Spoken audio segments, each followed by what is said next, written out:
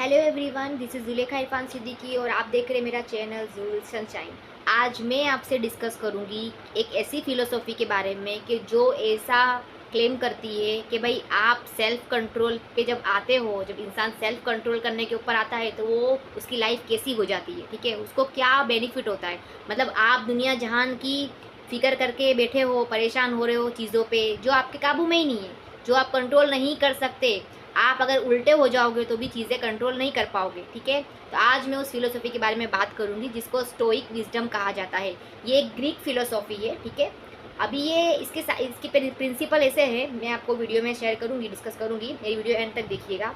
देखो, सबसे पहला प्रिंसिपल इसका ये है कि आपके काबू में जो नहीं है, ठीक है, आपके काबू में जो चीज़ें नहीं है, एक्सटर्नल फैक्टर्स, ठीक है, उसके ऊपर ध्यान मत दो। आपके आपके जो काबू में है, जो आपके जो इनर है सेल्फ कंट्रोल, आप उसके ऊपर आपका लगाम लगाइए।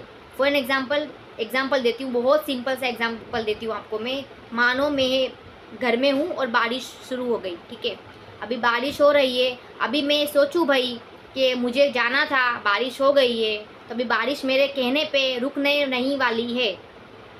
मेरे आपके किसी के भी कहने पे बारिश रुकने वाली नहीं है। ये क्या है? ये एक रियलिटी है।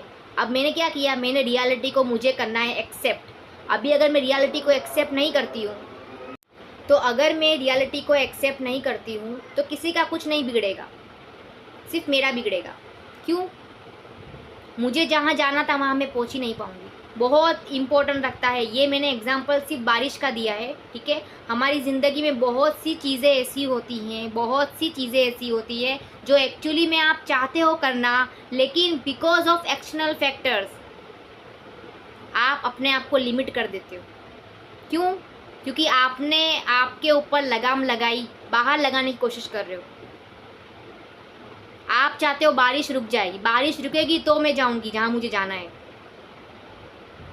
बहुत इम्पोर्टेंट लगता है कि जो चीज़ आपके काबू में नहीं है, ठीक है, आप उधर मत ध्यान दो। आपके काबू में क्या है उस पर आप ध्यान दो, तो आप अपनी ज़िंदगी में जो चाहते हो वहाँ तक पहुँच जाओगे, ठीक है। ये बहुत इम्पोर्टेंट रखता है। दूसरा प्रिंसिपल इसका है, बहुत जोरदार प्रिंसिपल है, जिस पर मैंने सीरीज़ भी बना चुकी हूँ ऑलरेडी। मैं फिर से बात करूँगी इसके ऊपर कि आप अपनी भावनाओं को काबू में रखो। बहुत लोग बोलते हैं ना, अपनी भावनाओं को बह जा रही भावना है उसको काबू में रखो। बहुत इंपॉर्टेंट रखता है, क्योंकि आपकी जो फीलिंग्स है ना वो एक्सट्रीमली पावरफुल है, एक्सट्रीमली पावरफुल। आप कुछ भी कर सकते हो इस दुनिया में अपनी फीलिंग्स के साथ। फीलिंग्स के दम पे आप, लोग हिमालय चढ़ जाते हैं, लोग हिमालय चढ़ जाते हैं, लोगों ने पहाड़ भी तोड़ दिए फीलिंग्स की वजह से, सिर्फ खाली। तो फीलिंग्स कितनी इंपॉर्टेंट रखती होगी। लोग चांद पे पहुंच गए, लोग क्या क्या कर रहे हैं, सिर्फ फीलिंग्स की वजह से। इतनी पावरफुल फीलिंग्स होती है। तो सोचो, जब ये इस पे हम अपना काबू करेंगे, मतलब पावर पे अपना काबू करेंगे, तो हम कहाँ जाएंगे? समझ में आया? मतलब जो चीज़ इतनी पावरफुल है, आप उस पर होल्ड कर रहे हो, तो आप कितने पावरफुल बनते हो फिर? ये सिर्फ सोचने की बात है सारी। इसका एग्जाम्पल दे के समझाती हूँ मैं आपको। एग्जाम्पल दूंगी कि मान लो किसी ने मुझे गाली दी या कुछ भी एब्यूज़ किया, ठीक है, तो अभी मैं उसको कंट्रोल नहीं कर सकती, उसकी ज़ुबान को, ठीक है। मैं क्या कंट्रोल कर सकती हूँ? मेरे हाथ में क्या है कंट्रोल करने का? मेरे हाथ में है मेरे रिएक्शंस, मेरे एक्शंस। मैं खुद मेरे हाथ में हूँ। समझ में आया? अभी मैं अगर चाहूँ भाई मैं सामने वाले पे लगाम लगाऊँ, मैं सामने वाले पे ये करूँ, मैं सामने वाले पे, तो मैं वो चीज़ें अपनी ज़िंदगी में कभी नहीं कर पाऊँगी जो मैं एक्चुअल में चाहती हूँ। मैं वो कभी नहीं बन पाऊँगी जो मैं चाहती हूँ खुद के लिए। मैं वो कभी हासिल नहीं कर पाऊँगी जो मैं चाहती हूँ मेरे लिए। तो बाहर की ज़ुबान पकड़ने से बहुत बेहतर है कि आप अपने आप पे लगाम लगाओ, आप अपने आप को होल्ड करो। आपके रिएक्शन, आपके इमोशंस आपके इम्पोर्टेंट। गौतम बुद्ध का बहुत ही अच्छा कोट है जो मैं रिप्रेजेंट करूँगी अभी यहाँ पे, कि उन्होंने कहा था कि उन्होंने मुझे गालियाँ दी, उन्होंने मुझे गालियाँ दी, लेकिन मैंने नहीं ली, तो गालियाँ उनके पास ही रह गई। कितनी बड़ी बात बोली उन्होंने, कितनी बड़ी बात, कि उन्होंने नहीं ली वो चीज़ें, तो वो उनके पास ही रह गई है। मतलब आपके पास जो आ रहा है वही आपका अपना है। आप जो हो ना, आप जो ले रहे हो, आप जो कर रहे हो, वही आपका अपना है एक्चुअल में। जो सामने से एक्सटर्नल फैक्टर आ रहे वो आपके कोई काम के नहीं, ना वो आपको कभी समृद्धि दिला सकते, ना वो आपको कभी ग्रोथ दिला सकते, आपके लिए कुछ भी नहीं कर सकते वो आपके लिए। आपका इनर पीस आपकी बदौलत है आएगा, आपकी बदौलत ही आपका इनर पीस आएगा, आपकी बदौलत ही आप जो हासिल करना चाहते हो वो हासिल करोगे, आपकी बदौलत। ठीक है, बहुत इंपॉर्टेंट रखता है ये। फिर उसके बाद आता है, देखो ये पूरी दुनिया जो है, ठीक है, ये पूरी दुनिया, एक चीज़ याद रखना, ये पूरी दुनिया टेम्पररी है। टेम्पररी इन द सेंस आप आए हो, अपना रोल प्ले करना है, आपको अच्छे से रोल प्ले करना है, आपको रोल दिया गया है, आपको आपकी शिद्दत से आपको रोल प्ले करना है, दिमाग में रख के कि हर चीज़ टेम्पररी है, हर चीज़। तो आपको आपका रोल प्ले अच्छा करना है। लेकिन कुछ लोग इस चीज़ को नेगेटिव लेते हैं कि भाई टेम्पररी है ना, भाड़ में जाए। बहुत इंपॉर्टेंट लगता है, टेम्पररी है, एक दिन के लिए भी हो ना, एक दिन के लिए भी, तो आपकी जान लग जानी चाहिए वो चीज़ में।